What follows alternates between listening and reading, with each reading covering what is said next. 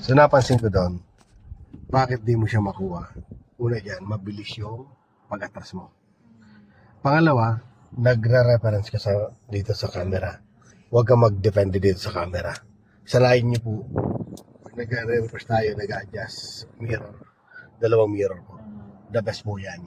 Dito, hindi siya magsasabi ng ano sa'yo, di mo makukuha yan, di mo ako maniwala ka sa akin. Iba yung angle nito, yung camera mo kumpara dito.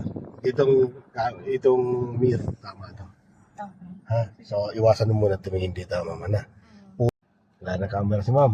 Kasi nasa gitna eh. Oh, di ba? Lagi nakikita mo yan. Oh, sige. Magpapag tayo na side mirror ang gamit lang. No?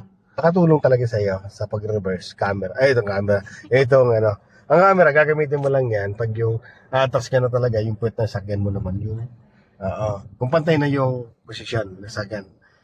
Inatas natin doon sa gutter. Yan. Sakati tayo dito. Pero pag nag-adjust ka, huwag ka titingin dito.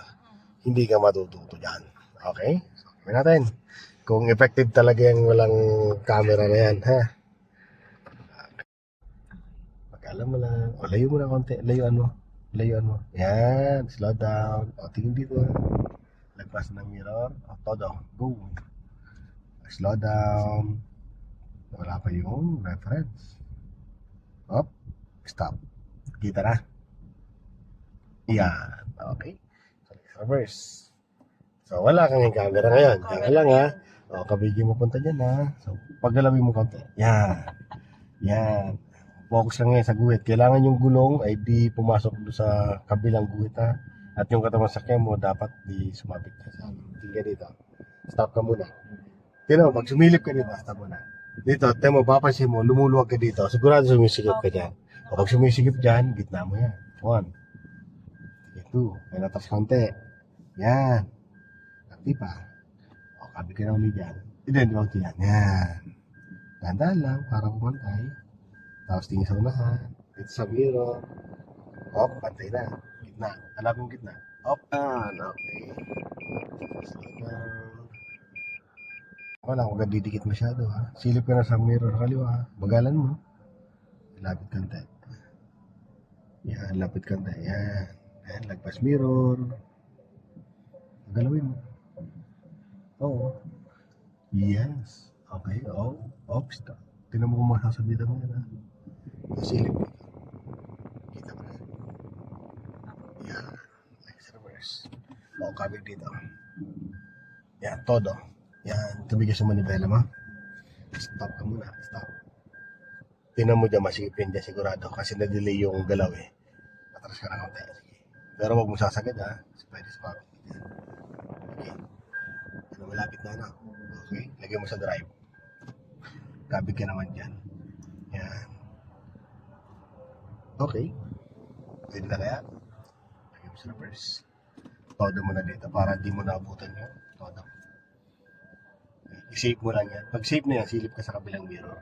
Save na yan. Ito ka naman. Tingnan mo. Pwede. Pwede na yan. Kapantay na siya. Okay na. 1, 2. Kabig ko. Yan. Huwag ka muna papasok dyan. Yan. Stop ka muna. Yan. Hintayin muna tumapit itong mirror mo sa side nitong sakyan na to. Tapos ang target mo yan, papunta doon sa Mirage. Ha? O, punta ka na. Go. Kabig ka dyan. Punta mo yung Mirage. Ha? Yan. Yan mo sa puwet ng Mirage. Okay. Sige pa. Okay, stop. Ganti pa. Ganti pa. Yan. Yan, lagay mo sa reverse. Atras tayo. Angat mo siya. Sige. Todo. Tingin dito. Konting angat lang yan. Oh, pwede na yan. Oh, yan. Stop mo na. Lagay sa drive. O, kabig ka na dyan. O, todo. Yan. Then, ayusin mo siya. Dito. Position mo na. Dito ka muna kumuha. Kaliwa. Ay, kanan pala. Yan.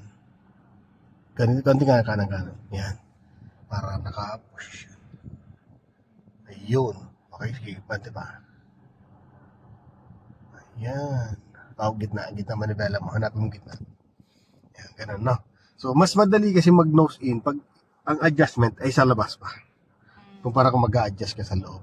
Mas mahirap pag dito, pag biglang pinasok siya, o ipinasok mo siya, dire-diretso, mag-a-adjust ka talaga dito.